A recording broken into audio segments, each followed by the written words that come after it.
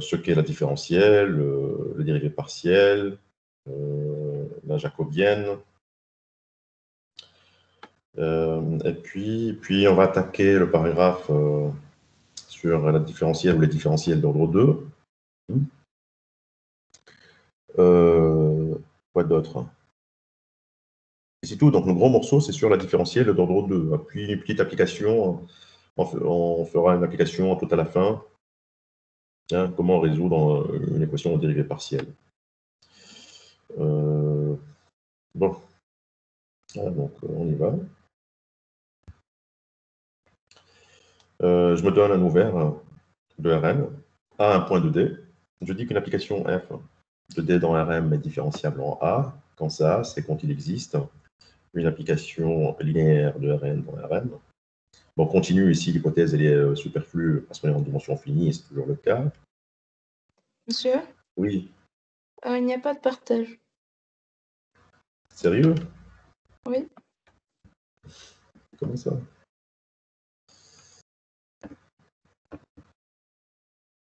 Toujours rien? Mais c'est bon, ça.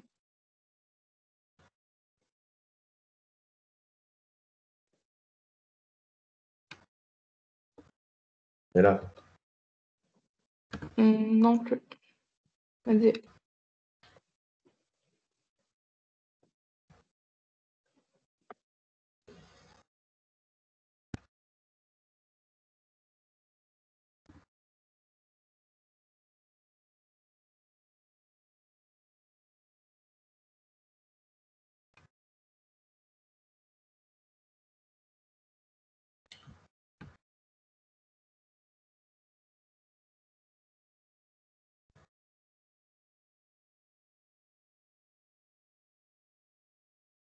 Écran partagé, normalement. Je ne sais pas.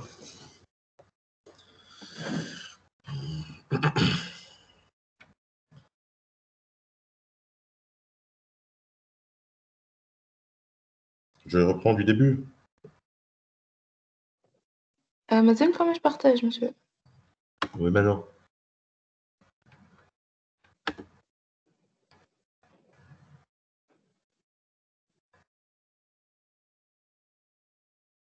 Bizarre.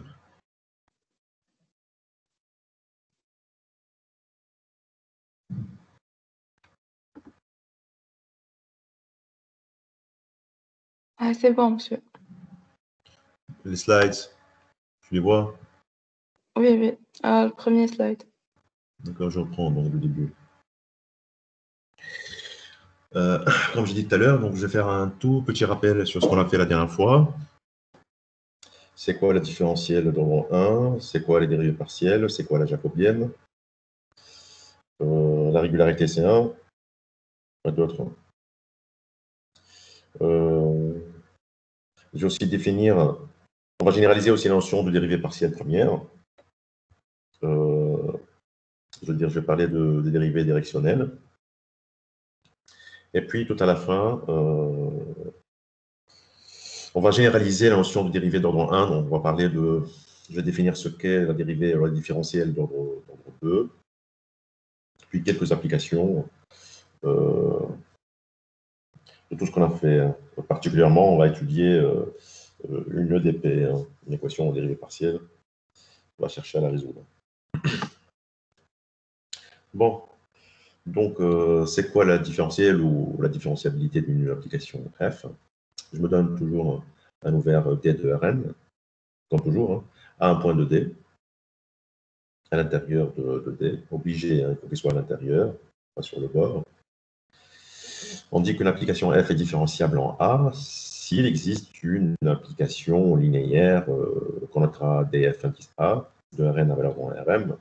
Remarquez que continu, le mot continu, je l'ai mis entre parenthèses parce que c'est superflu ici comme hypothèse ou adjectif. Pourquoi? Parce qu'on travaille entre espace vectoriel et dimension finie, on est en dimension finie, donc les applications linéaires sont continues. Et cette différentielle, on la repère dès qu'on décompose f de a plus h. En fait. Voilà. Donc je reprends. Pour savoir si f est différenciable, je cherche à décomposer f de a plus h en la somme de trois termes, terme constant f de a, puis la partie linéaire en h. Normalement, c'est notre différentiel. C'est pas assez, il faut contrôler le reste, c'est-à-dire faire f de a plus h moins f de a, moins le différentiel de f en a, divisé par la norme de h, il faut que ça tende vers 0. C'est la dérivée au sens de Fréchet. C'est celle qui généralise la notion de dérivée qu'on connaît, de f dans R. Et puis, elle entraîne donc la continuité, donc elle généralise bien la notion de dérivée qu'on connaît pour les fonctions d'une seule variable de f dans R. Je reviens à l'hypothèse continue. Par rapport à H, elle est continue. Hein.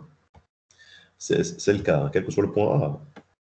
À chaque fois A fixé, arbitraire, l'application des FA est continue. Je redis, par rapport à H, parce qu'on est en dimension finie. Mais en chaque point A, je peux trouver une différentielle. Et donc, j'obtiens une nouvelle fonction qui, à chaque A, associe df indice A. Pour chaque point, j'ai une dérivée. Et donc, je définis naturellement une fonction dérivée. Cette fonction dérivée en A, cette fonction en A, en général, elle n'est pas continue.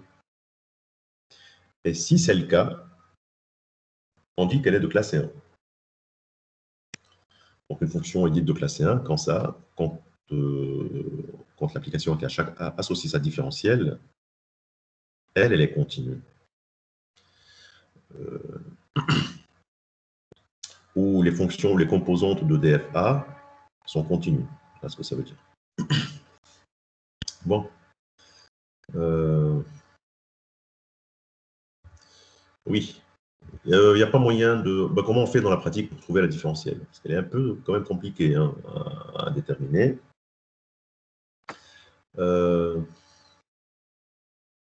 Soit avec la jacobienne, comme on a fait la dernière fois, pour rappeler, dans des cas simples, concrets, pour trouver la différentielle, je fais quoi? J'évalue la jacobienne de f au point A, puis je fais le produit matriciel avec le vecteur colonne H1, Hn, j'obtiens l'expression de la différentielle.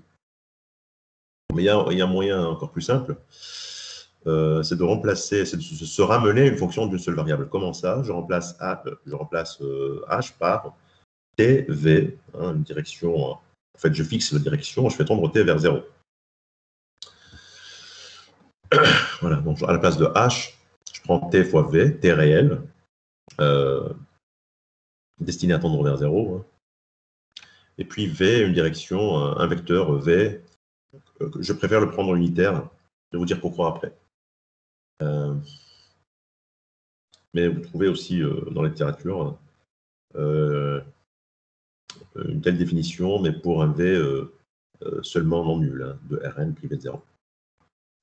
Donc, je reprends. Donc, j'ai f de a plus h, à la place de h, j'ai tv, égale f de a plus la différentielle de f en a appliquée à tv, dfa étant linéaire, donc le t, je peux le faire sortir, plus petit o de t, il n'y a pas la norme de v parce que je l'ai pris unitaire. Et donc, la différentielle, donc pour la trouver, je fais quoi? Je fais f de a plus tv, moins f de a sur t, je fais tendre t vers 0. C'est terminé. C'est le petit o de t. Voilà. Normalement, plus petit o de 1. Plus petit o de 1, on ne le voit pas parce que c'est tend vers 0. Alors, vous voyez, donc il y a un moyen plus simple, un moyen pratique pour trouver la différentielle. Je fais quoi? J'ai une expression f. Admettons qu'on sait au préalable que la fonction est différentiable. On sait qu'elle est différentiable. Généralement, c'est le cas. Hein. On manipule des fonctions qui sont de classe 1. On sait de la différentiabilité. Généralement, elle est assurée. Généralement.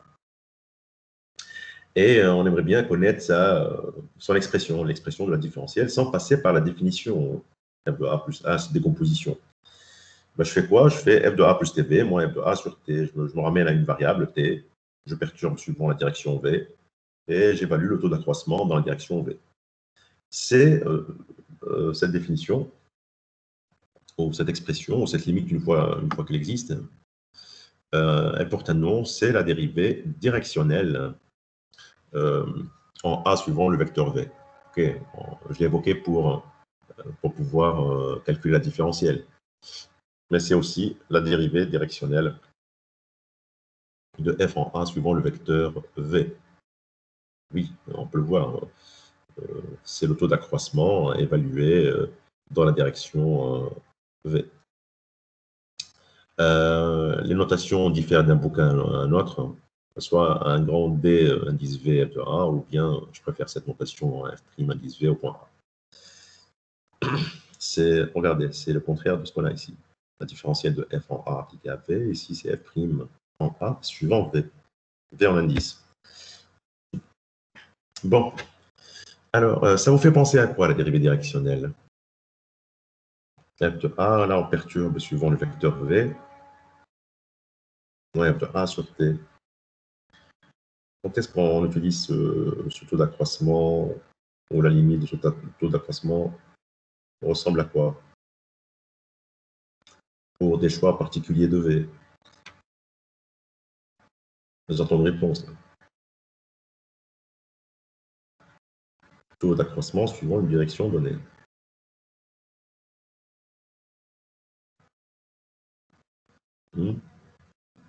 Ça vous dit rien? Si je prends V étant un vecteur unitaire arbitraire, quelconque de Rn, mais si je prends un choix, je fais un choix particulier de V, V, disons, un vecteur canonique de Rn, E1, E2, eh bien, j'obtiens tout simplement la dérivée partielle. F de A plus TJ, par exemple, moins F de A sur T, ce n'est rien d'autre que la dérivée partielle de F par rapport à la variable X ou J. Donc la dérivée directionnelle, elle généralise la notion de dérivée partielle. Et cette dérivée directionnelle, quelqu'un pourrait se poser la question, pourquoi on n'a pas adopté cette définition comme généralisation de la dérivée?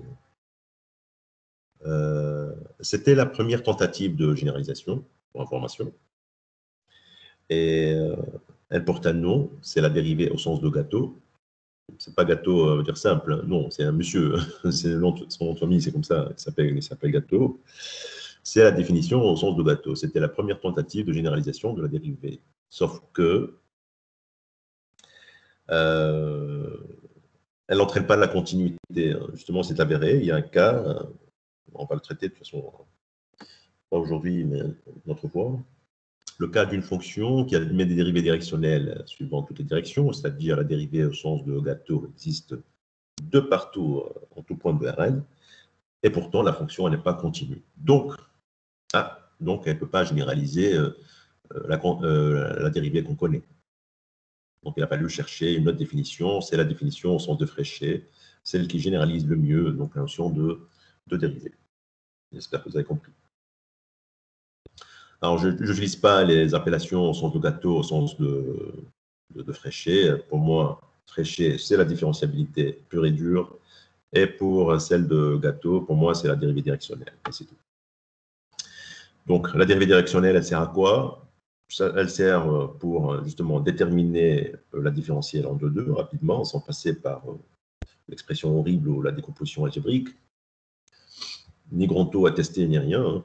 Mais si vous savez au préalable que votre fonction est différenciable, ça ne vous demande pas de justifier que f est différenciable. On vous dit, ou vous savez que f est différenciable, juste son expression pour la trouver, vous utilisez ça, la dérivée directionnelle. Aussi, vous pouvez l'avoir comme une généralisation de la notion de dérivée partielle. Donc, je reprends. Donc, si je prends une direction particulière phi égale à EJ, je tombe sur la dérivée partielle. Donc, la dérivée directionnelle, c'est aussi la dérivée partielle par rapport à XJ, et c'est aussi la dérivée, la différentielle de f au point A appliquée à EJ. D'accord. Ça, c'est un vecteur de Rn. N'oubliez pas que la différentielle de f au point A, c'est une application linéaire qui va de Rn à Rm. Entre espaces de dimension finie.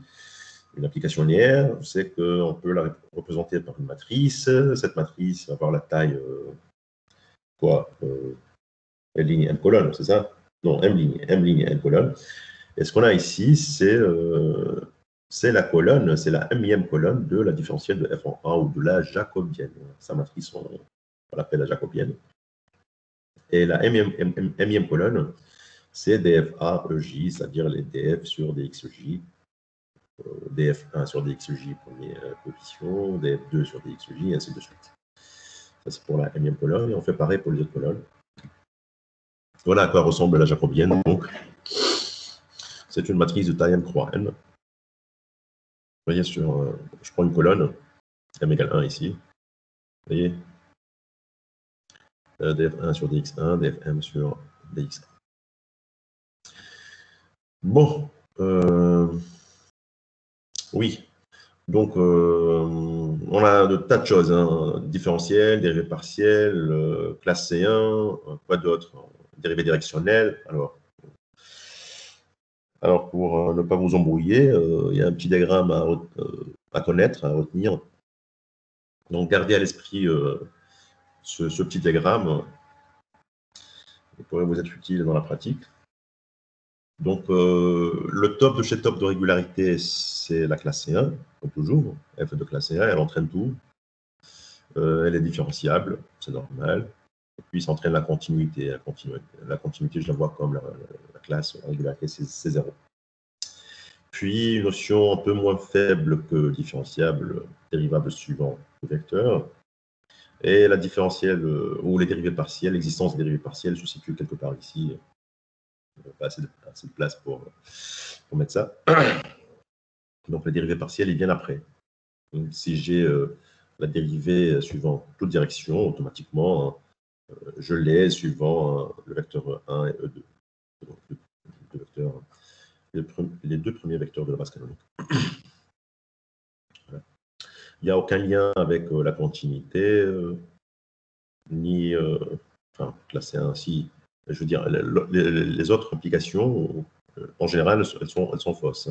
F différenciable n'entraîne pas F classé 1, F continu n'entraîne pas F différenciable, et puis F. C'est ça qui rend fou. Hein. F est dérivable suivant toutes les directions. Imaginez, donc je fais un balayage de Rn, mais suivant toutes directions, ça n'entraîne toujours pas, ça n'entraîne quand même pas que F est différenciable en A. On va traiter un exemple, mais pas aujourd'hui.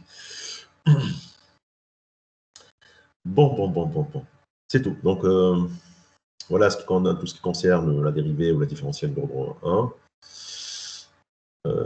Donc, si je vais traiter un cas particulier, oui, quand la fonction est à valeur dans R, oui. Dorénavant, donc on va se placer dans le cas particulier suivant. L'image, on plonge toujours dans R. On va manipuler des fonctions à valeur réelle, des nombres. On va manipuler des nombres. J'ai une fonction de plusieurs variables, x1, xn, mais la valeur finale, l'image, est toujours réelle.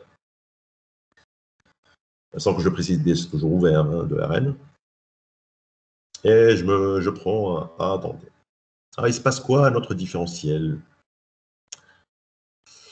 D'abord, remarquez que si f est différenciable, sa jacobienne, laquelle est une matrice de taille ici,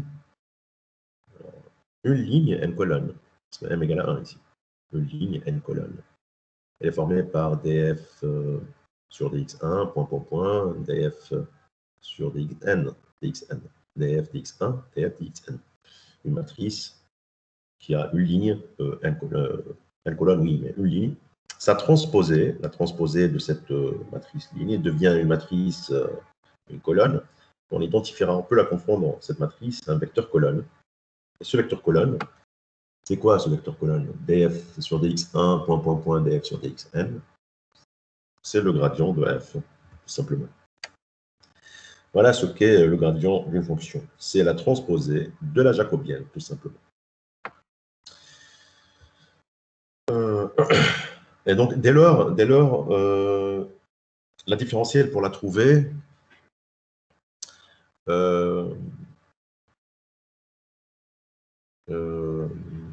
on peut soit utiliser la dérivée directionnelle, ou encore faire encore plus simplement, faire tout simplement le produit scalaire entre le gradient et le vecteur en question. Je l'explique. Pour trouver la différentielle de f en A dans des exemples concrets, hein, calculatoires et tout, je fais quoi? D'habitude, je calcule la jacobienne, j'évalue la jacobienne au point A, puis je fais le produit matriciel avec le vecteur colonne HHM. Mais quand f est à valeur réelle, donc la matrice jacobienne est réduite à une ligne fois vecteur colonne, j'ai df sur dx1 fois h1 plus df sur dx2 fois h2 plus df sur dxn fois fois Hn. C'est le produit scalaire, tout simplement, entre le gradient et le vecteur h. Donc désormais, pour trouver la différentielle, si votre fonction est à valeur réelle, et si vous savez qu'elle est différenciable de ce que vous voulez, pour trouver sa différentielle, je fais le produit scalaire entre le gradient, donc je calcule le gradient d'un point arbitraire, je l'évalue à un point A, je fais le produit scalaire avec h. Tout simplement.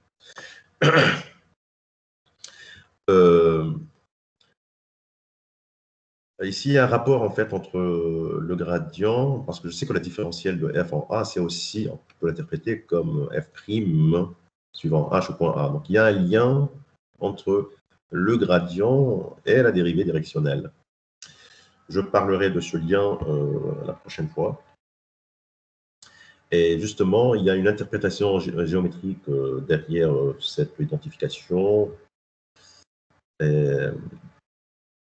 Elle est meilleure, cette interprétation, quand le vecteur h est unitaire. C'est pour cette raison que je prends dans la définition de la dérivée directionnelle, je prends un vecteur unitaire pour interpréter mieux le gradient. Voilà. Passons à la différentielle d'ordre 2.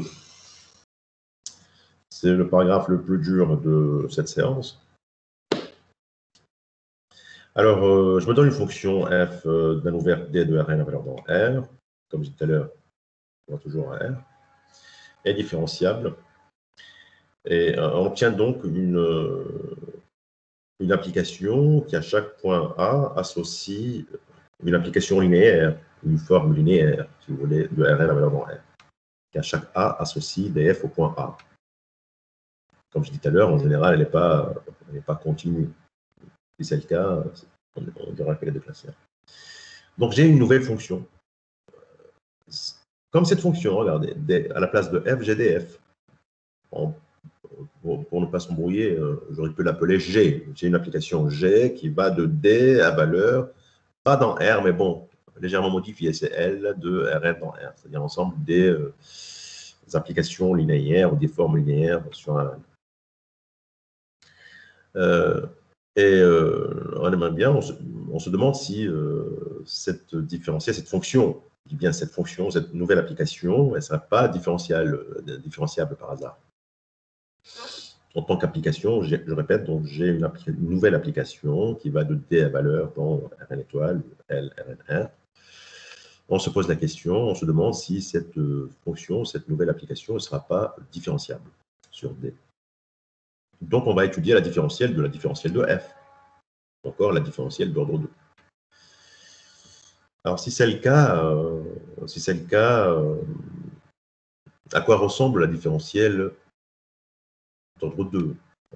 La différentielle première, on a point A, ça donne une application, une forme linéaire ici, une application linéaire de Rn à valeur dans R. Et il se passe quoi avec la différentielle d'ordre 2? Avant d'identifier, avant de chercher comment la retrouver, hein.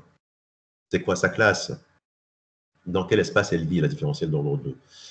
Eh bien, par identification, par analogie, la différentielle d'ordre 2 va être de D à valeur à la place de R ici, j'ai regardé, à la place de R. Si je n'ai pas R, j'ai tout cet espace. Donc la différentielle de ça, c'est une application qui va de D à valeur dans L de Rn, virgule, à la place de R, je vais mettre ce qu'on a, c'est-à-dire L de Rn dans R. Voilà. Donc si f est différenciable en A, alors sa différentielle appartient à L de Rn à la place de R ici, à la place de R, qui est l'intervalle image de f. Ici, l'intervalle image de ma fonction, c'est L de Rn, R. Tout ça, je le mets ici. Donc ça veut dire quoi ça? Cette différentielle appliquée à un point Rn de Rn, une fois appliquée à Rn, à un vecteur h, disons, de Rn, je trouve une nouvelle application linéaire, elle aussi. Eh bien, heureusement, l'algèbre générale ici va nous simplifier la vie, hein. L'ensemble des applications linéaires de Rn à valeur dans l'ensemble des applications des formes linéaires de Rn s'identifie canoniquement à l'ensemble des formes linéaires continues D de Rn. C'est-à-dire, j'ai une application linéaire, puis je fixe h, j'obtiens une nouvelle fonction linéaire en k. Au total, j'ai une forme binaire. Alors, appliquée à hk, deux variables de Rn. Eh bien, avec ces identifications, on voit mieux donc la classe de la différentielle d'ordre 2 est facile à retrouver après. Donc, je résume. F est deux fois différenciable en A, si et seulement si la différentielle est différenciable. C'est normal, rien de nouveau. Et pour la différentielle, pour la retrouver, je peux l'appliquer à HK. Au lieu de l'appliquer à H, puis l'appliquer à K, pour moi, c'est une application binaire. Je l'applique donc à HK, comme le produit scalaire. Comme pour la différentielle première, donc on a un point A arbitraire, la différentielle d'ordre 2 de f au point A n'est pas en général continue. Et si c'est le cas, nous dirons qu'elle est de classe C2. C'est horrible, ça donne envie de vomir, je vous comprends. Mais je vais vous montrer de manière pratique de comment trouver justement la différentielle d'ordre 2 sans passer par toutes ces identifications qui ne servent à rien. Hein. C'est compliqué, on ne travaille pas avec ça. Je ne suis pas méchant pour vous demander de trouver la différentielle d'ordre 2 de cette manière-là. Mais quand même, pour voir cette identification, je vais traiter un cas simple pour la première et la dernière fois. Hein. Tout à l'heure, oui, après avec la haïtienne, oui. Voilà, je me suis moqué, si j'ai oublié ce slide. Bon, alors, oui, avec cette identification, j'ai dit la vie devient plus simple. Je ne sais pas si vous avez traité les formes bilinéaires.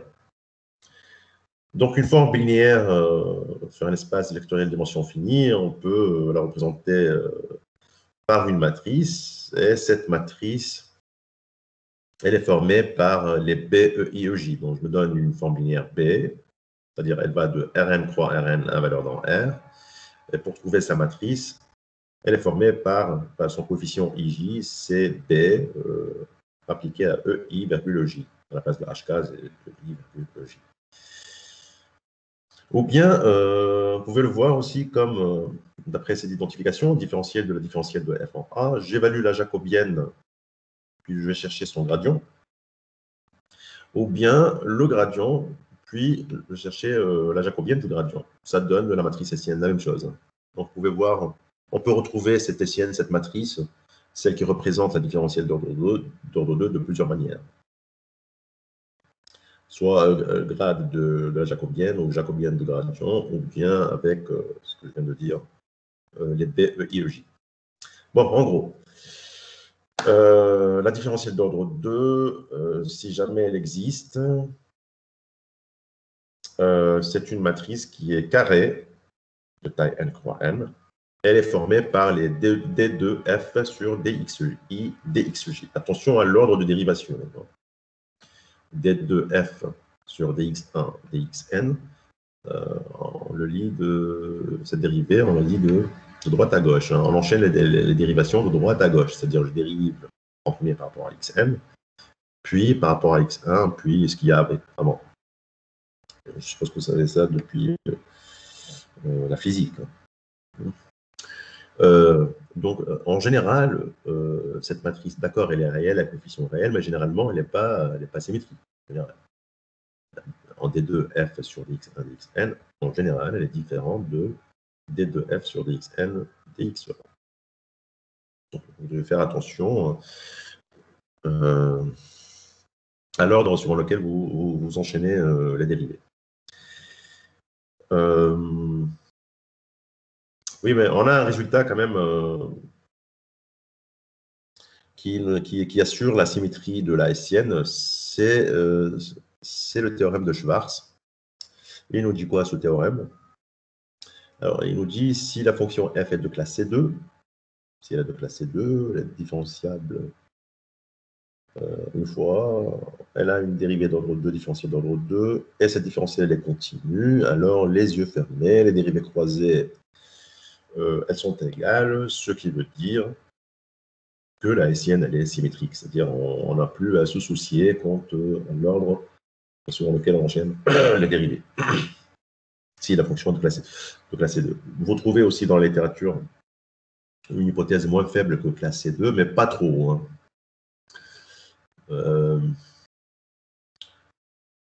On va traiter un exemple.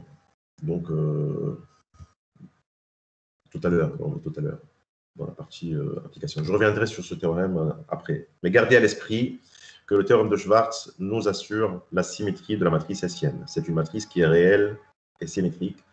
Donc, le théorème spectral s'applique et vous dit qu'elle est diagonalisable dans une base orthonormale, ainsi de suite, blablabla. Mais je reviendrai sur ce point prochainement.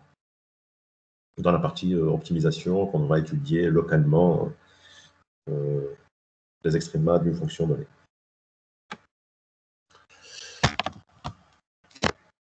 Bon, alors, comment trouver donc, la dérivée, la différentielle seconde?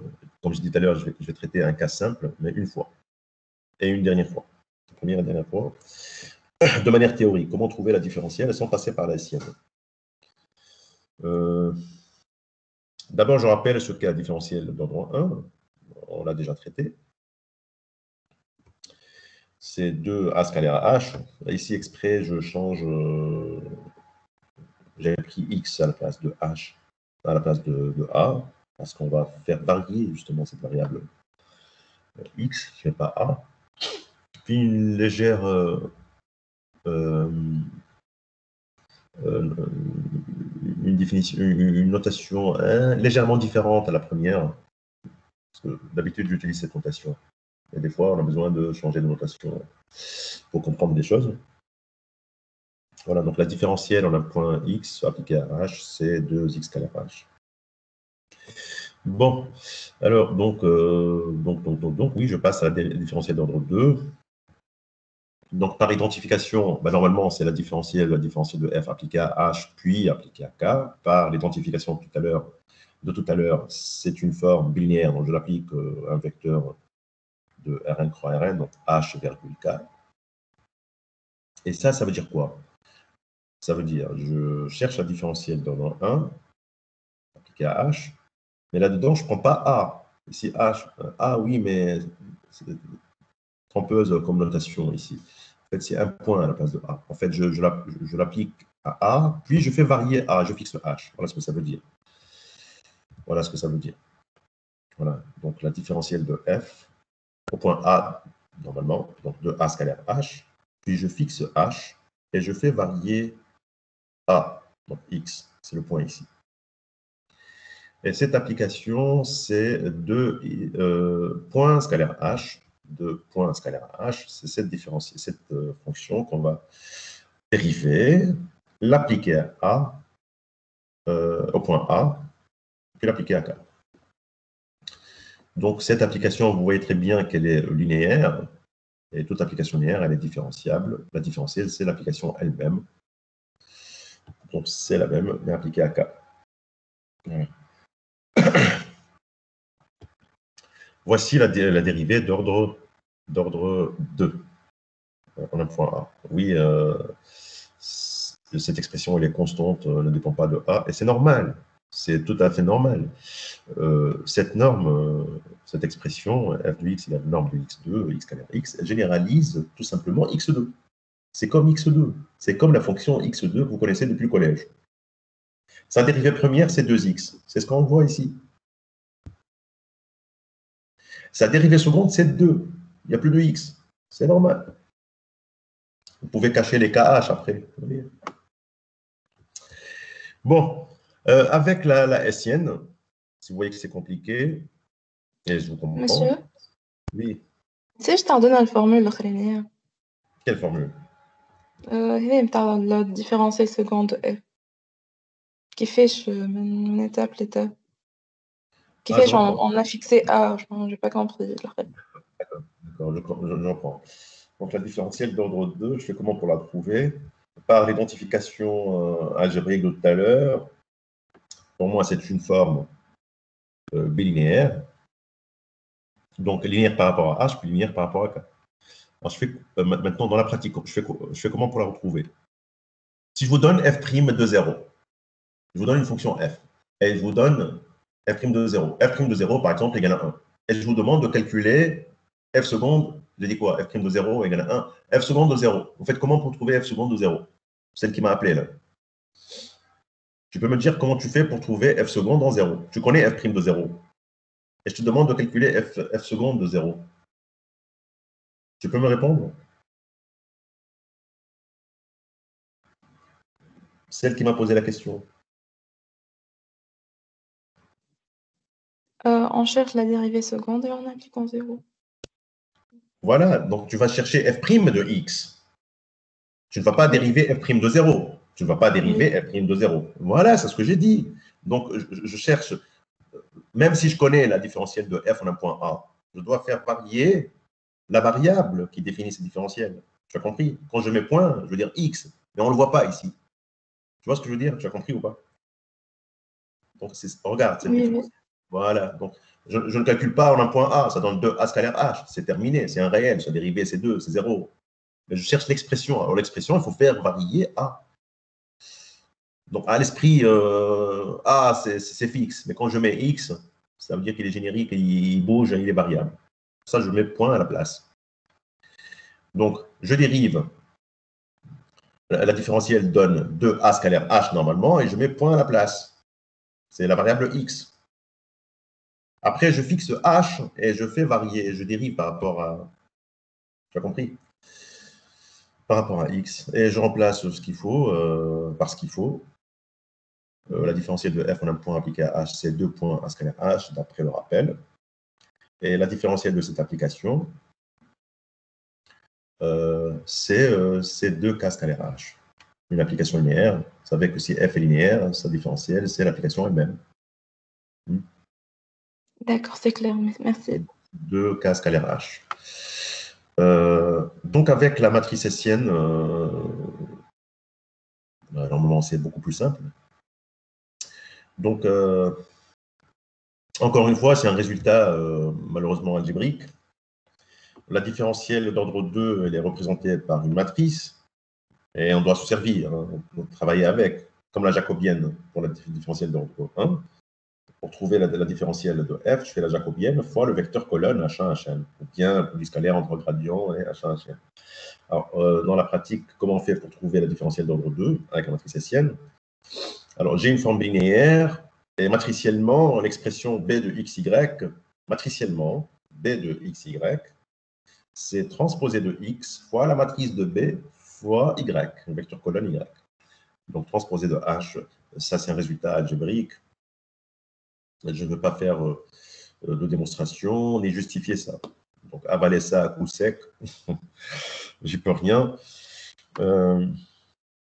Voilà, donc, en tant que forme linéaire, donc, avec les matriciellement, c'est ça. Donc, transposé de h fois la matrice hessienne fois k, ou bien produit scalaire hessienne h, virgule k, comme vous voulez.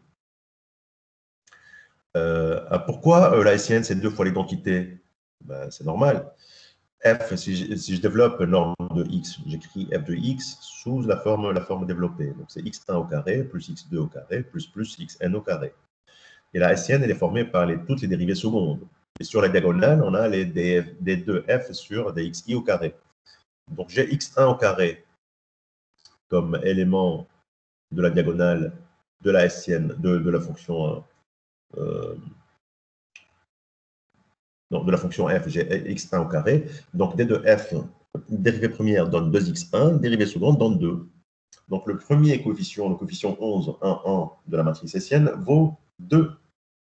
Deuxième coefficient, en dessous, toujours sur la diagonale, j'ai x2 au carré, dérivée seconde.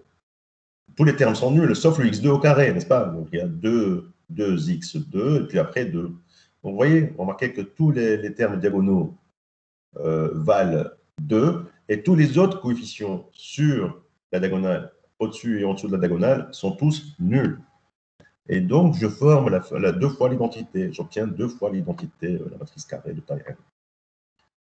Et donc, il me reste quoi? Donc, transposé de h fois k, transposé de h fois k, c'est tout simplement le produit scalaire h scalaire k. Tu le mets là, là, ou à l'extérieur, carrément à l'extérieur, ça ne change rien. Donc, le produit scalaire, matriciellement, le produit scalaire, vous pouvez le voir matriciellement comme x scalaire y, vous pouvez le voir comme transposé de x fois y, transposé de x fois y, produit matriciel. il faut s'habituer à... Il faut s'adapter, en fait, savoir passer d'un produit matriciel à un produit scalaire et inversement. Et vous remarquez qu'on obtient la même chose, hein, 2K scalaire H ou 2H scalaire K. Oui, vous allez me dire, elle est symétrique ici, c'est la même chose, c'est normal, parce que la fonction... j'ai pas envie de dire de bêtises. Non, ici, oui, il est différenciable. Oui, il est différenciable, c'est un carré. Mais la norme sans le carré, non. Non, il n'est pas différenciable. Il n'est même pas différenciable. Donc, ouais, voilà. Voilà, donc vous savez comment trouver le différentiel d'ordre 2 de manière théorique, là, comme ça, ou bien à l'aide de la matrice hessienne. C'est tout. C'est tout. On va traiter quelques exemples. Je commence par le contre-exemple de Peano. Je ne sais plus, je ne me rappelle plus de quelle nationalité, je crois qu'il est, je ne sais plus, italien, polonais, je ne me rappelle plus. Mais je sais que son résultat, cet exemple, il l'a trouvé en 1800 et quelques, je crois, à la fin du 19e siècle. En tout cas, il voulait affaiblir en fait les hypothèses du théorème, le théorème de Schwartz, qui assure la symétrie de la matrice hessienne. Pour cet exemple, pour cette application, on va se servir de ce résultat pour justement montrer que f n'est pas de classe C2. Donc, une manière d'appliquer le théorème de Schwartz,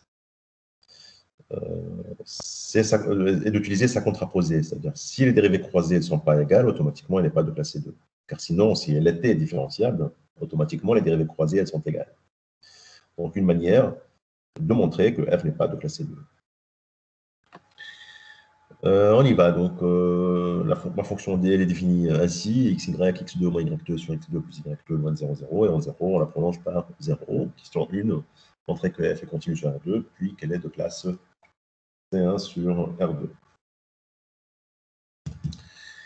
Alors, f est clairement continu. Pourquoi? Parce que quotient de fonction de classe C infinie, ce que vous voulez, dans le numérateur, ça n'annule pas, on est loin de l'origine. Il se passe quoi en 0, 0? Je fais quoi? A priori, j'ai une forme indéterminée.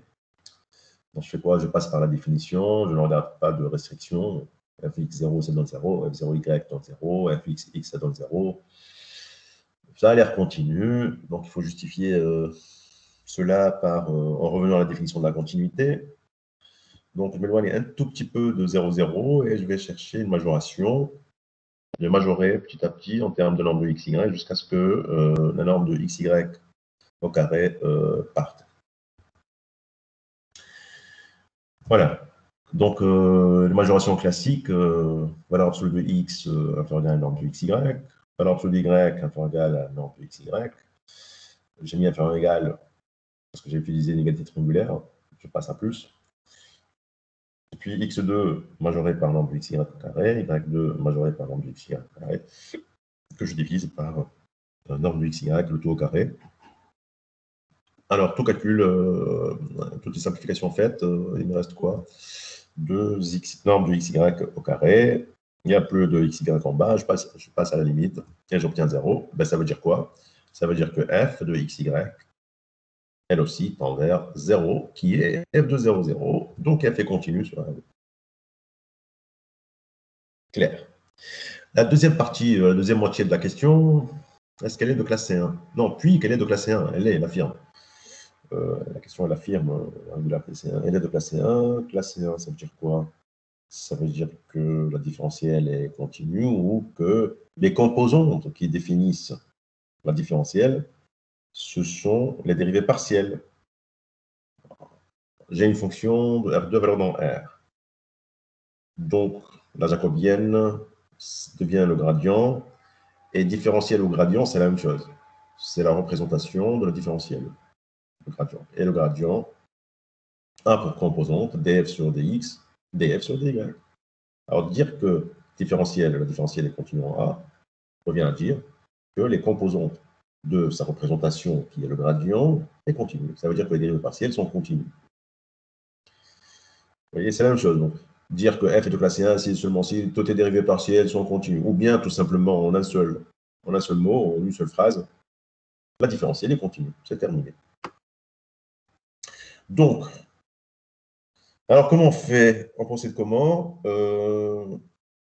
Je sais que la fonction, comme pour la continuité, est de classe 1 sur R2 privé de 0, 0, car quotient de fonction de classe 1.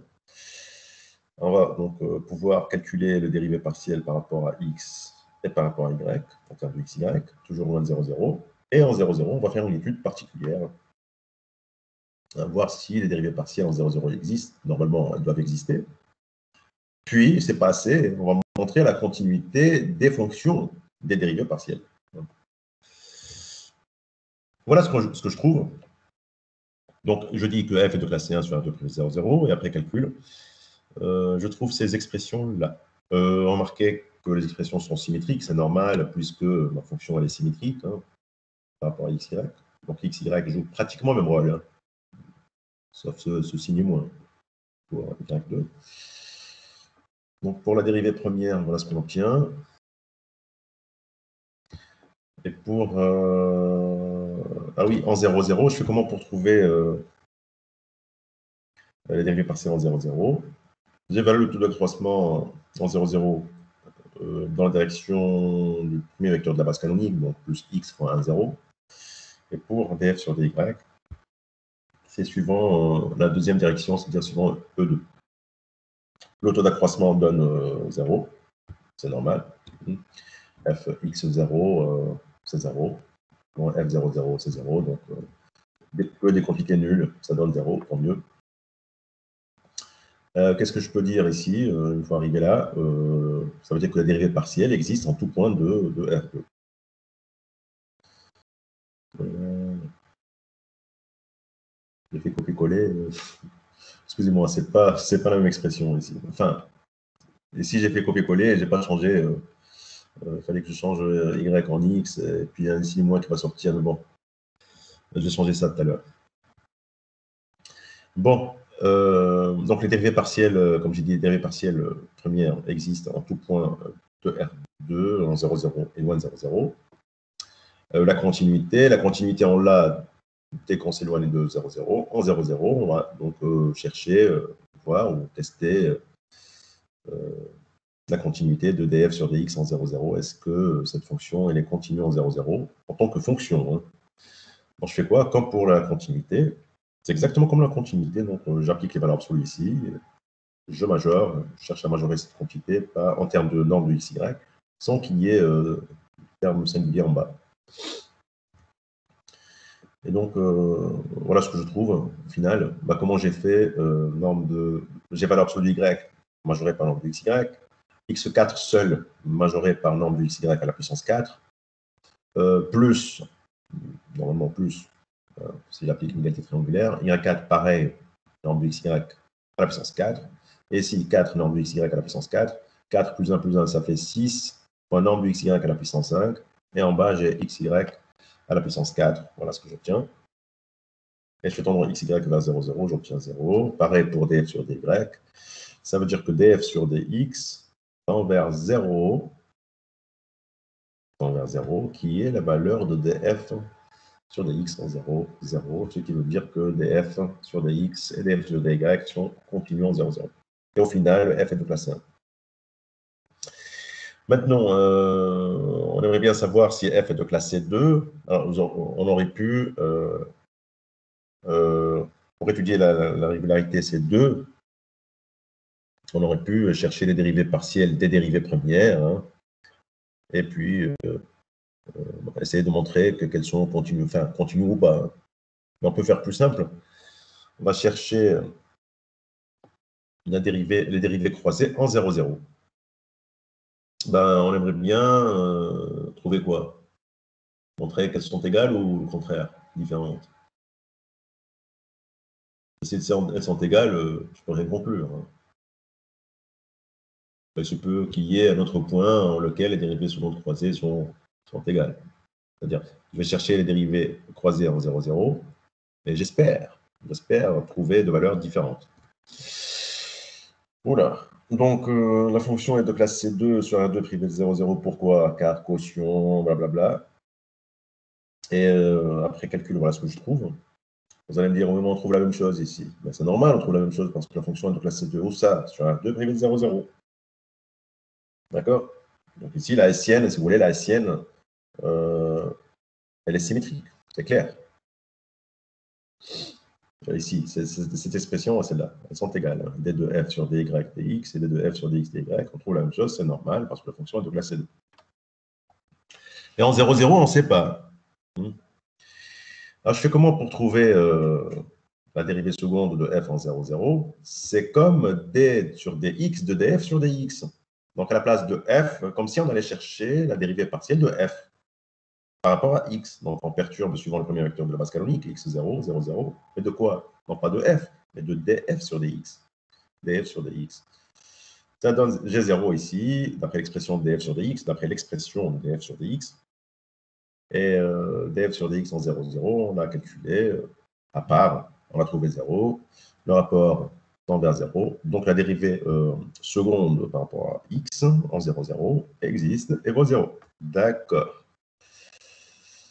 Ce que je veux, c'est le dérivé croisé. Bon, inutile de calculer. Bon, j'aurais pas dû calculer la dérivée seconde par rapport à x2, mais juste pour vous montrer au moins comment trouver la dérivée partielle en un point donné.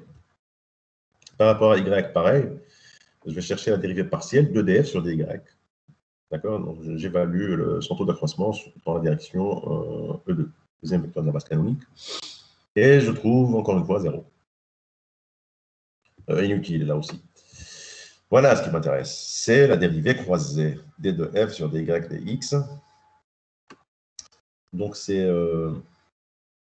Regardez. Donc, c'est d de f. C'est d sur dy de df sur dx. Donc, on va chercher l'existence de la dérivée partielle par rapport à y. De quoi? De df sur dx. De df sur dx, non pas le contraire. Et à l'extérieur, j'ai d sur dy. Donc, suivant le deuxième vecteur de la base canonique, 0y. Donc, je prends 0y, df sur dx, 0y, moins df sur dx, 0, 0, qui vaut 0. Ici. Alors, je trouve moins 1. Pourquoi moins 1? Parce que df sur dx, en 0y, regardez df sur dx, en 0y, 0, y, donc x nul, nul, moins y4 fois y, moins y5, et en bas, j'ai quoi? y4. Donc, moins y en haut. Ça, j'ai moins y ici, 0 sur y, et ça donne moins 1. Pour l'autre dérivée croisée, on trouve plus 1. Bon, c'est vrai que l'expression que j'ai n'est pas bonne, mais on trouve plus 1. Et ça veut dire quoi? Les dérivées croisées, vous voyez, les dérivées croisées, elles ne sont pas égales. Donc, par Schwarz, par le théorème de Schwarz, f ne peut pas être de classe C2. Elle l'est seulement sur R2 privé de 0, 0. Pourquoi? Si elle l'était, forcément les dérivées croisées sont égales, ce qui n'est pas le cas. Voilà. Donc en gros, la hessienne existe. Donc gardez à l'esprit ce résultat. Donc, la hessienne peut très bien exister sans qu'elle soit symétrique. La hessienne peut exister, les dérivées, tous ses coefficients sont définis, existent bien, sans que la matrice ne soit symétrique.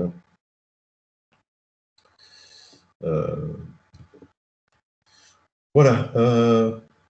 Une deuxième application. Je ne sais pas si vous voulez que je le traite ou... On a le temps, je peux le traiter. Encore sur les dérivées croisées, sur les dérivées secondes croisées. Donc, ma fonction est définie ainsi, x de y, sin y sur x, si x est différent de 0. Il y a tout un axe ici, à privé.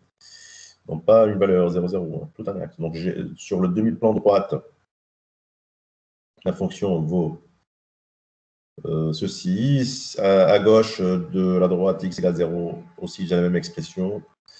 Et sur la droite elle-même, sur l'axe x égale à 0, tous les points de cet axe, leurs images par f leurs images valent 0. Bon. Alors, question 1. F admet-elle des dérivés partiels sur R2? On aimerait bien connaître les dérivés partiels en tout point de R2, c'est-à-dire sur le plan privé de cette droite et en tout point de la droite. L'origine n'est pas que l'origine, hein, il y a d'autres points, hein, au-dessus et en dessous de l'origine, mais sur la même droite. Question 2, F est-elle de classe C2 sur R2? Et puis tout à la fin, on aimerait bien savoir si les dérivés croisés, non, l'existence des dérivés croisés. Et puis regardez ce qu'on peut conclure après. Si elles sont égales ou pas. Dans les deux cas, on sait dire des choses. Enfin non. Pas dans tous les cas. Quand elles sont différentes, je sais dire des choses. Bon, alors question 1, F admet-elle des dérivés partiels sur R2? D'accord.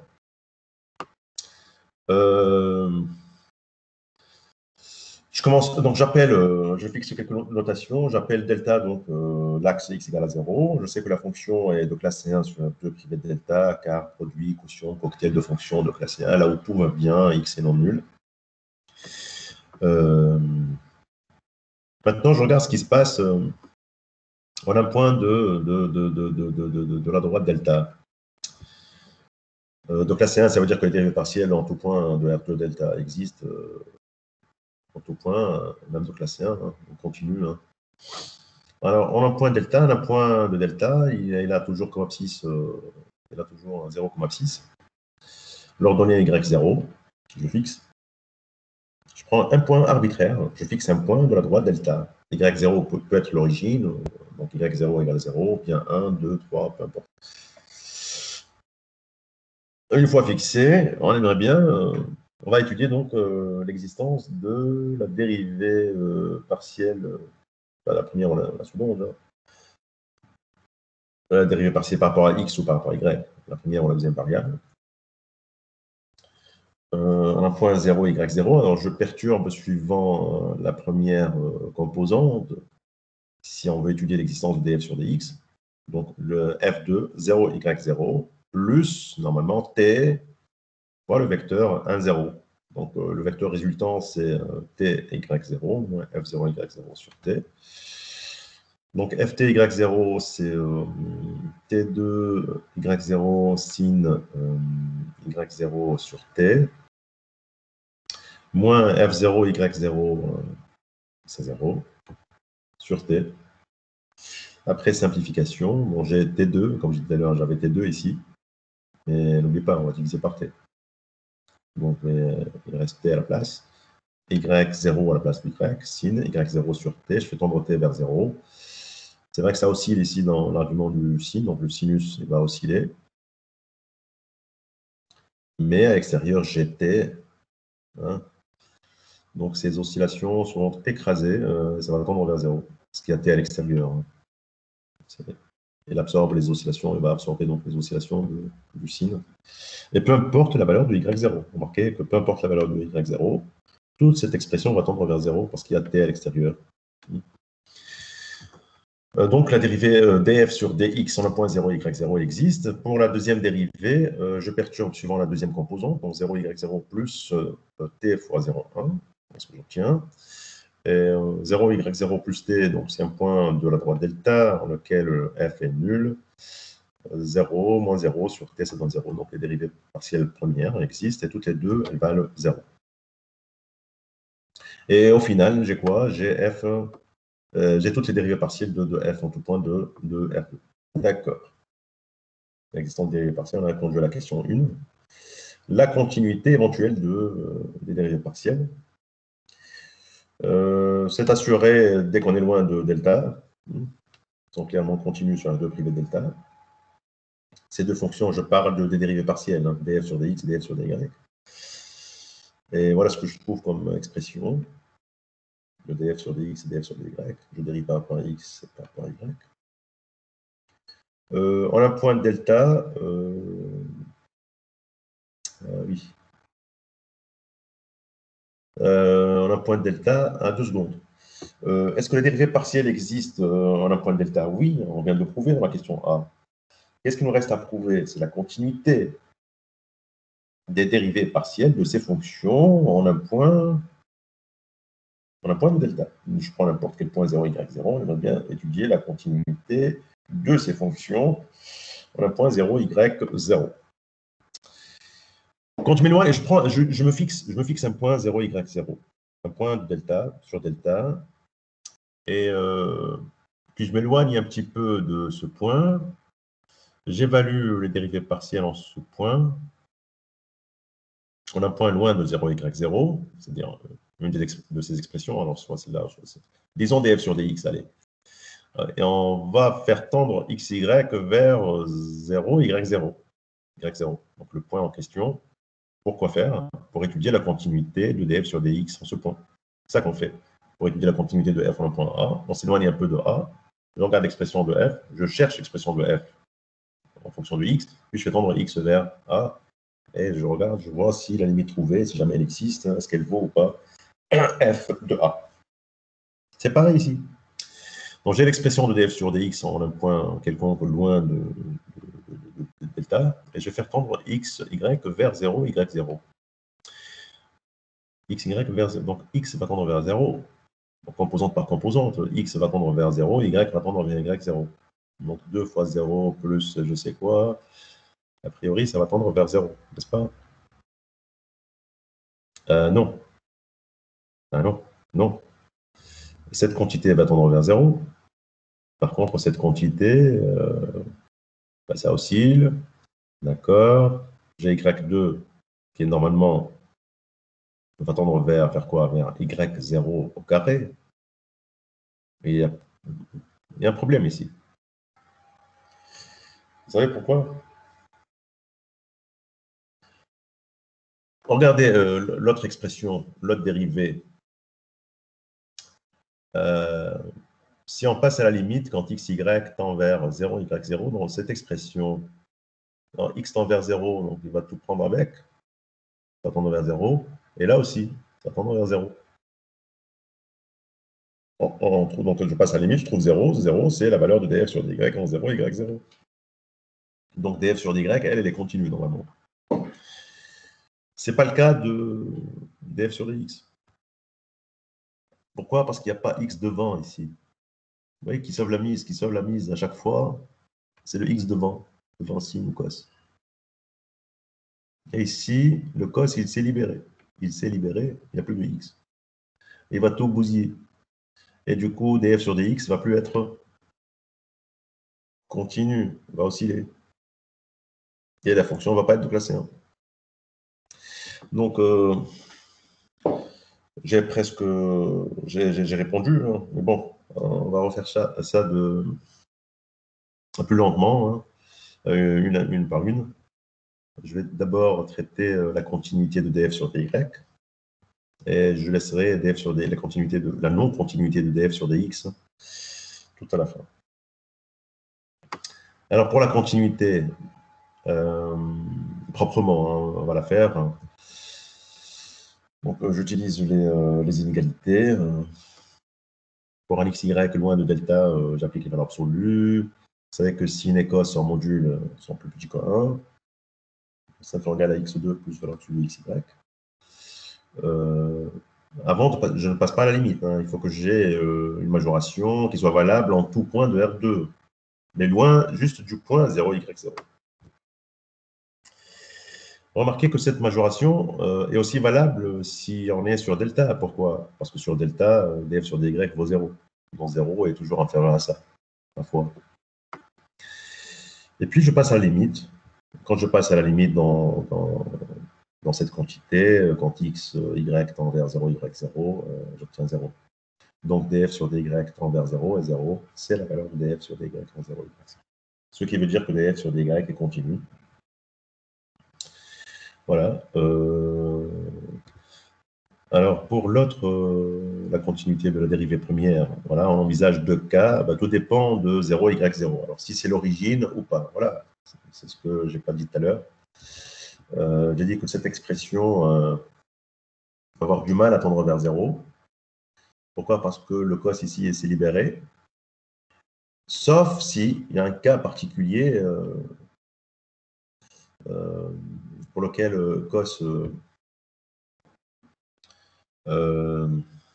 les oscillations du cos seront absorbées, c'est le cas où y0 au carré vaut 0. C'est-à-dire, si xy, lequel va tendre vers normalement 0, y0, et je prends y0 égale 0. Donc, je suis dans le cas où xy tend vers 0, 0. Je suis dans le cas où on est en train d'étudier la continuité de xy, où ça, à l'origine, un point particulier de la droite delta. À ce moment-là, oui, la fonction est de classe C1. Ça veut dire que df sur dx, elle est continue. Voilà ce que ça veut dire. Ça, je traite deux cas. Je traite deux cas.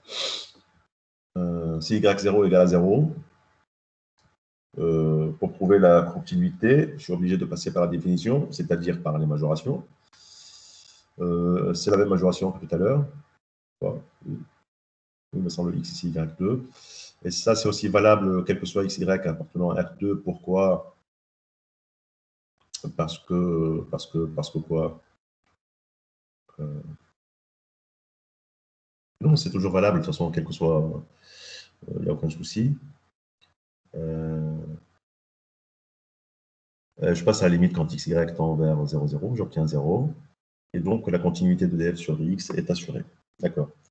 Et si y0 est dans le nul, comme je disais tout à l'heure, donc le premier terme il tend vers 0, sauf que, mais la deuxième quantité, elle n'a pas de limite quand xy tend vers 0, y 0.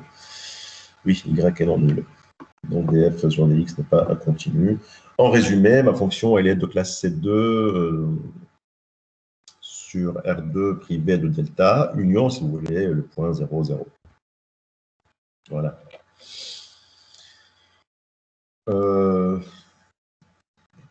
Vous voulez une réponse stricte à la question, vous dites qu'elle n'est pas de classe C1 sur R2, et c'est tout. Bon.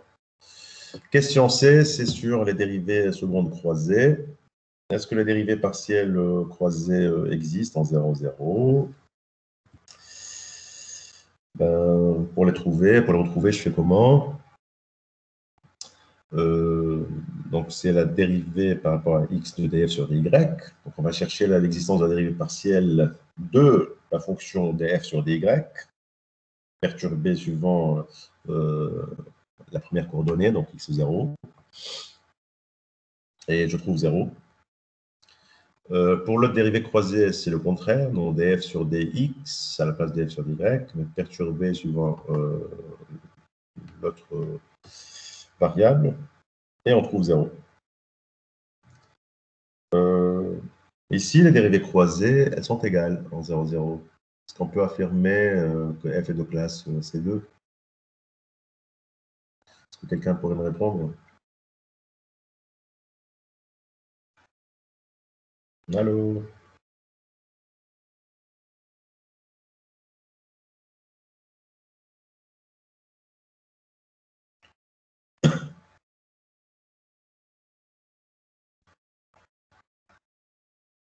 Allô, réveillez-vous. On se réveille.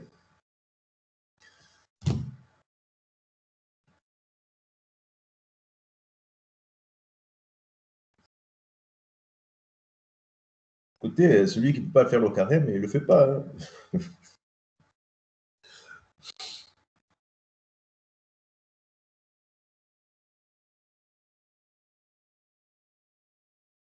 Je n'ai pas bien entendu la question. Je répète la question. J'ai les deux dérivées croisées qui sont égales ici, 0,00. Est-ce qu'on peut affirmer que f est de classe C2? Ici, les dérivées. J'ai deux dérivées croisées. Au total, ma fonction est une fonction de deux variables. Donc, sa SIN est formée de 4 coefficients. C'est tout. Il y a deux dérivées sur d de f sur dx2, d de f sur dy2, d de f sur dx dy et d de f sur dy dx. Il n'y a pas autre chose. C'est tout. C'est tout ce qu'il y a.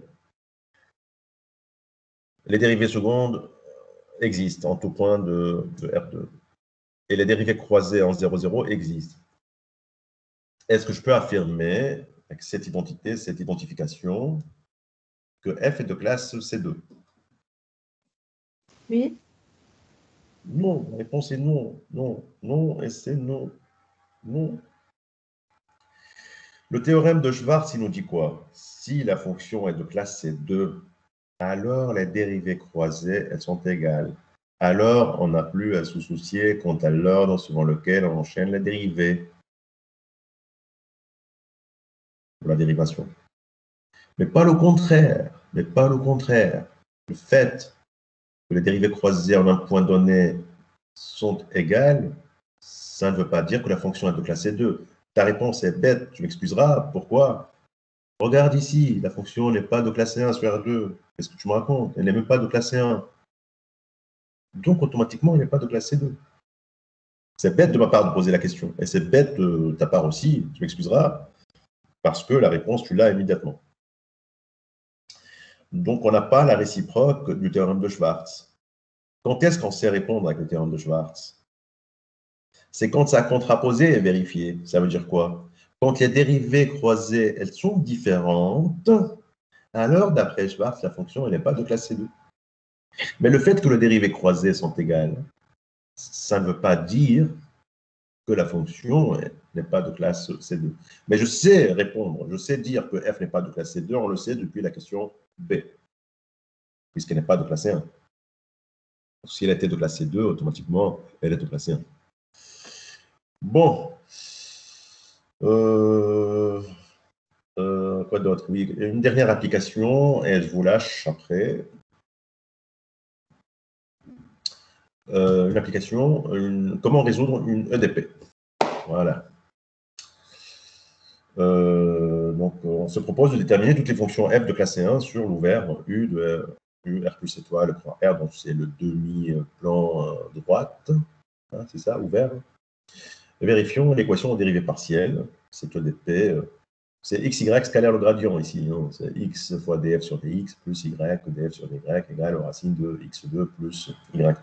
Pour moi, c'est la différentielle de f d'un point xy appliquée à xy. Bon. Donc là, comme ça, sans indication, pour vous, c'est compliqué. Donc, heureusement, ici, on est guidé, hein, il y a des questions intermédiaires. Donc, on se place, on considère l'ouvert V, R plus étoile, croix, moins pi sur 2, pi sur 2. D'accord. On nous demande de montrer que si f est solution de E, alors la fonction g définie sur V par g r θ égale f r cos θ r sin θ est solution d'une EDP simple prime. Donc l'idée c'est quoi? C'est de faire un changement de variable, un changement de fonction, afin de simplifier l'équation différentielle E.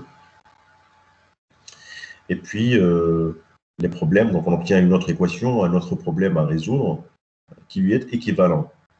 Et on va d'un problème à un autre avec des difféomorphismes.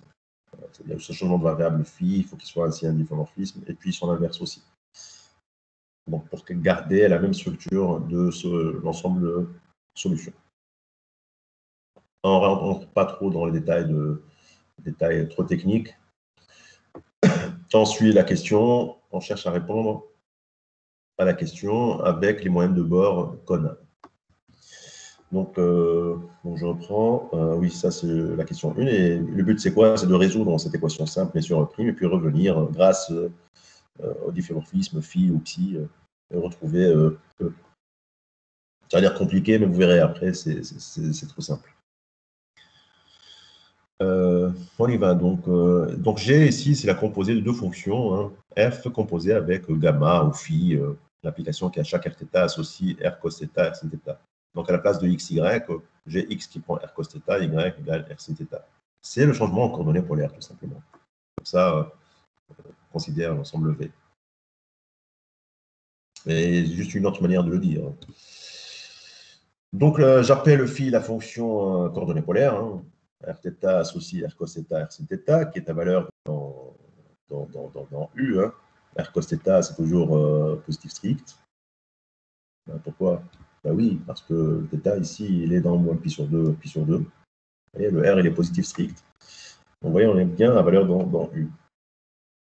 L'intervalle sur lequel notre solution en termes de xy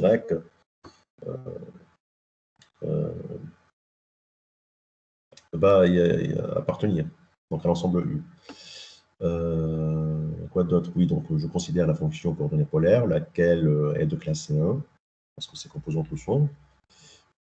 Et puis, elle est à valeur dans U, d'accord? Donc, phi, elle va de V dans U, donc sa réciproque va de U dans V. Donc, si je connais Rθ, je connais XY. Et si je connais XY, je connais Rθ. Voilà ce que je voulais dire, ce que ça voulait dire. Alors, on veut simplifier E. Donc, l'idée, c'est quoi? C'est d'exprimer ces quantités en termes de Rθ. Pour X, il n'y a aucun souci, c'est R cos θ. Y, c'est R sin θ. Ici, j'ai R2 cos carré plus R2 sin carré, donc R2, la somme sur la racine, donc ça devient R, ce terme pour R. Ici, j'ai R cos θ, ici, j'ai R sin θ. Il me reste quoi? L'expression ou les expressions de df sur dx, df sur dy en termes de R θ. À la place de xy, bien sûr, je vais remettre R cos θ, R sin θ. Donc, je veux exprimer les dérivées premières de f en termes de, bien sûr, G et dr, dg sur dr et dg sur dθ. Alors, pour trouver, pour le contraire, hein, exprimer df sur dx en termes de dg sur dr et dg sur dθ. Pour trouver dg sur dr, par exemple, ou dg sur dθ, donc les dérivées premières de g, sachant que G est la composée f en phi, l'idée c'est quoi? C'est de dg sur dr et dg sur dθ. Ce sont les composantes ou les coefficients du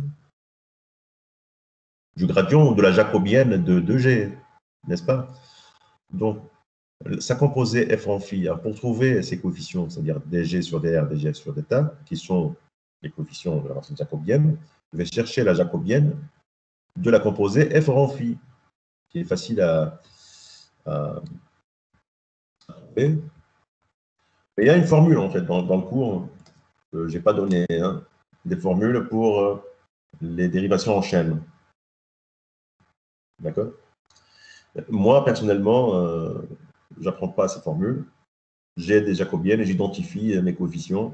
Pas besoin de ma tête est assez chargée par, je ne sais pas, toutes les matières, maths, info, physique. Déjà, avec 2-3 formules en maths, c'est assez. Donc, pour les retrouver, c'est pas grave, je perds du temps pour trouver la jacobienne, toute la jacobienne. Et puis, je vais identifier, je vais repérer les dérivées, ces dérivées premières.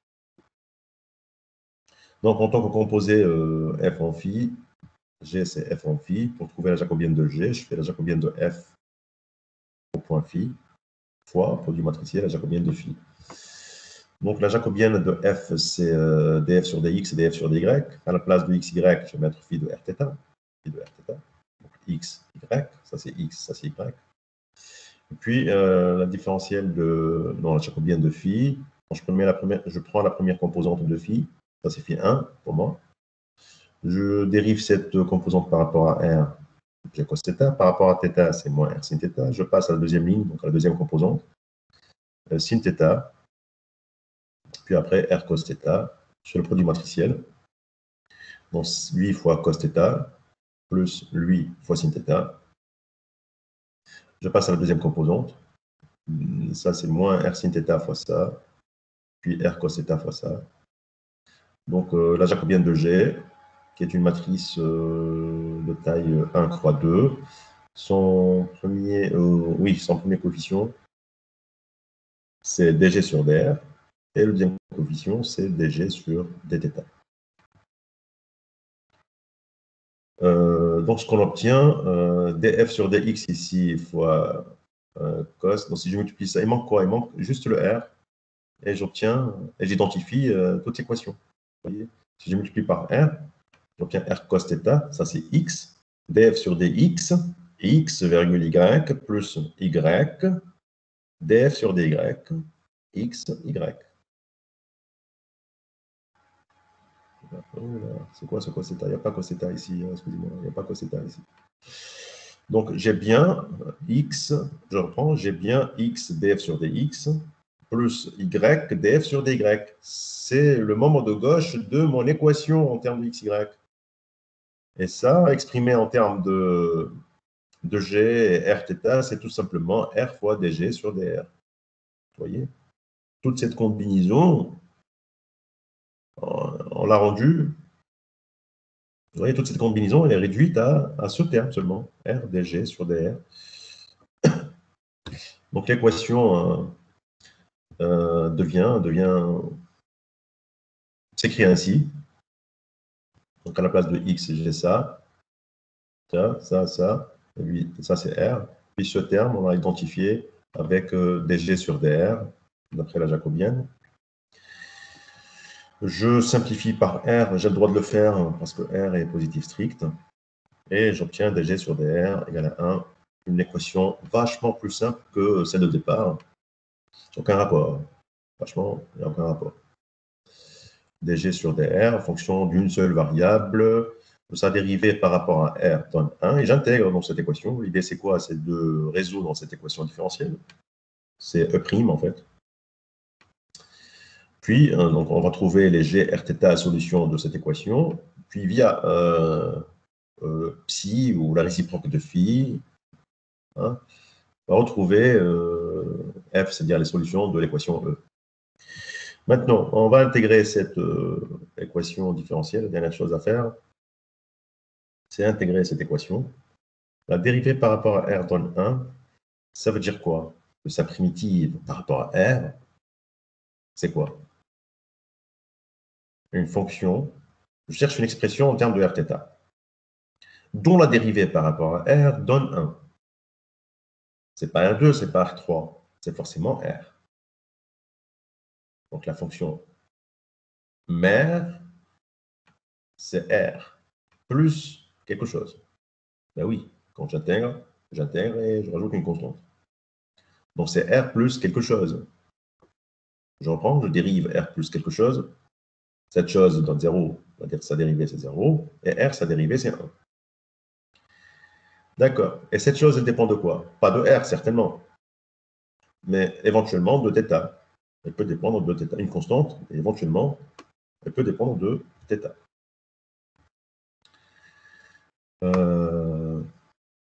Voilà, donc j'ai les solutions de E' si seulement si j'ai de Rθ est de la forme R plus Fθ, une constante de θ, une fonction de θ. Une fonction de classe C1, pourquoi? Parce que je cherche une fonction de classe C1, donc G. Donc F, c'est G moins R, par identification, par différence de fonction de classe C1, obligé de c'est une fonction. On veut que cette fonction soit de classe C1 pour qu'on ait une fonction de classe C1G, pour la fonction G.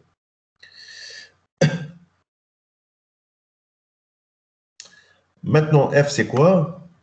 Pour trouver les solutions de l'équation E, on fait marche arrière, si vous voulez, on retourne un problème de départ par la fonction psi. Donc, de l'ancienne équation E vers la nouvelle équation E', on descend par phi. Et puis, pour retourner, faire le chemin retour, pour revenir, on revient avec la fonction psi qui est la réciproque de phi moins 1. Donc, la fonction qui a chaque xy associe rθ. R, c'est quoi en termes de xy? C'est racine de x2 plus y2. Puis θ, c'est quoi? Sachant que x, c'est r cos θ, y, c'est r sin θ. Le rapport y sur x donne l'arctangente, et puis donne tangente. Donc θ, c'est l'arctangente de y sur x. Facile à expliciter, réciproque de phi. Eh bien, grâce à cette fonction réciproque qui est de classe C1, ce que vous voulez, on revient à f. Ben, comment on fait? On revient par psi, on applique en fait psi à gauche de g. D'accord? Et à la place de r, donc à la place de r, j'ai quoi?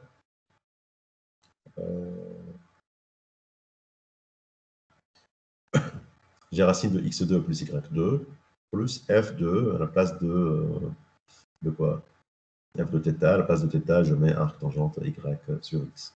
Voilà. C'est l'expression de f, c'est ma solution, la solution de l'équation E. Donc la solution f, la fonction f, solution de départ, est donc définie de cette façon-là.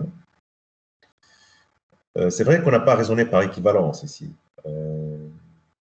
Si f est solution de E, alors elle est forcément de cette nature. Elle ressemble à ça. Et donc, il faut assurer le chemin autour. Une telle fonction, c'est une simple vérification. Hein. Une telle fonction est bien de classer 1 et vérifie l'équation. Je le dis ici, hein, nous n'avons pas raisonné par équivalence. Nous allons vérifier que réciproquement, une telle fonction est bien solution de E. Ça veut dire assurer la classe C1. Et puis qu'elle vérifie, l'équation. Dernier diapo. Donc, je calcule df sur dx et df sur dy de cette fonction. Donc ici, j'ai 2x sur 2 racines plus, je dérive par rapport à x, moins y sur x2 fois f' arctangente. Voilà ce que j'ai. Et par rapport à y aussi, pareil. Les deux se simplifient. Remarquez que si je somme, non, je multiplie par x d'abord, j'ai x df sur dx, et ça fois y, et puis je somme. Ces termes se simplifient, n'est-ce pas?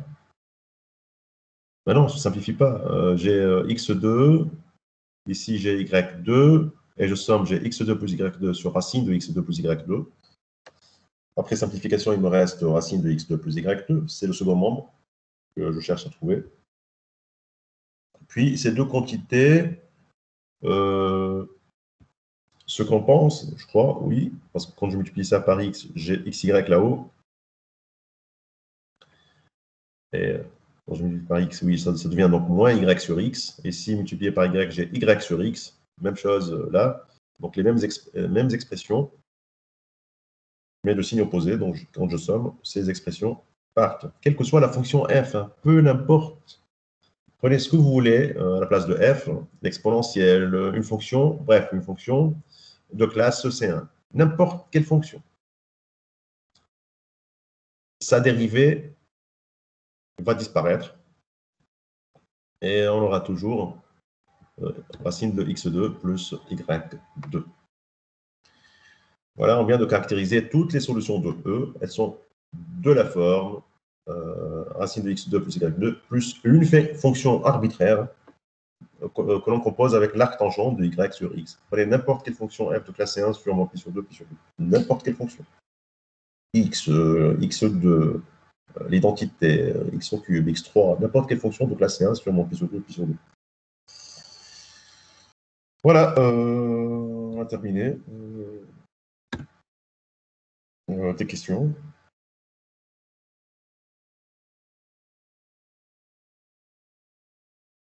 On a terminé avec les fonctions, avec la partie, disons, théorique, la partie la plus abstraite.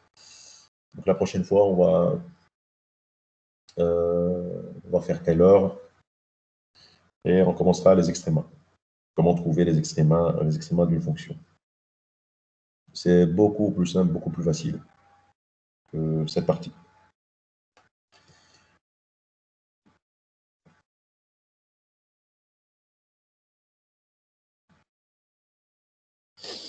Des questions?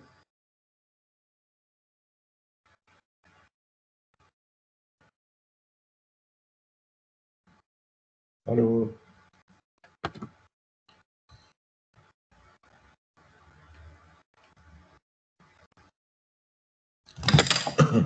Ned, es-tu là? Elle est partie, je crois. Oui, monsieur. C'est bon, des questions? Des questions à poser? Ça va, normalement. D'accord. Bon, bah, à la semaine prochaine, à vendredi prochain. Oui, j'aimerais, je veux bien savoir si la partie résolution de DP, vous l'avez bien comprise ou pas.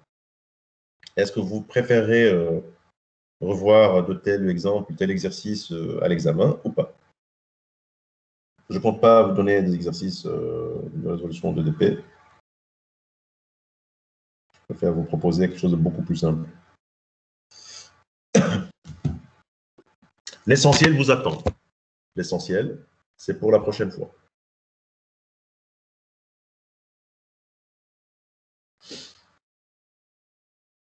Bon, s'il n'y a pas de questions, je me tire. Je vous dis à très bientôt. Passez un bon week-end. Voilà. Merci, monsieur. Allez, au revoir.